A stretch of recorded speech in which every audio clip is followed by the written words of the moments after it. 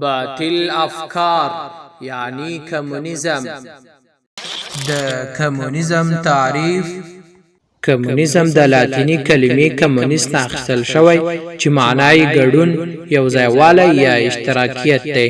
په عمومي ډول کمونیزم د ښځې مال او ځمکې شریکېدل غواړي او ټول دولت ته منسوبوي. د کمونیزم پیدایښت: دغه نظریه د خبیث یهودي کارل مارکس او فریدریک انګلس لخوا د 18مې پیړۍ په نیمایي کې په آلمان کې رامنځته شوه.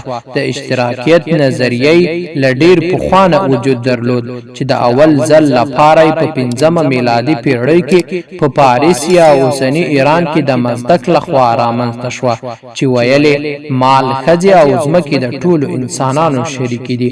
وروسته په 288 هجري قمري کال همدان کرامت د کرامتو مشر د کمونیزم په لور دعوت پیل کړ.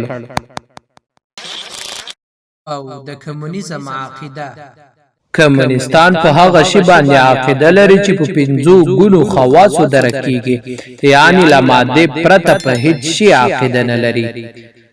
د مثال په ډول د الله جل جلاله له وجود څخه انکار کوي. لکه په افغانستان کې به کوم شخص ونیو نو کمونیستانو به ویل چې ستا خدای دې تا له موږ څخه خلاص کړي. دوهم د آخرت څخه انکار کوي. دریم د انبیاء علیه السلام له وحی څخه انکار کوي. څلورم د انبیاء علیه السلام له بعثت څخه انکار کوي. پنځم د جنت د قائمېدلو څخه انکار کوي او له دوزخ څخه انکار کوي. العیاذ بالله من ذلک.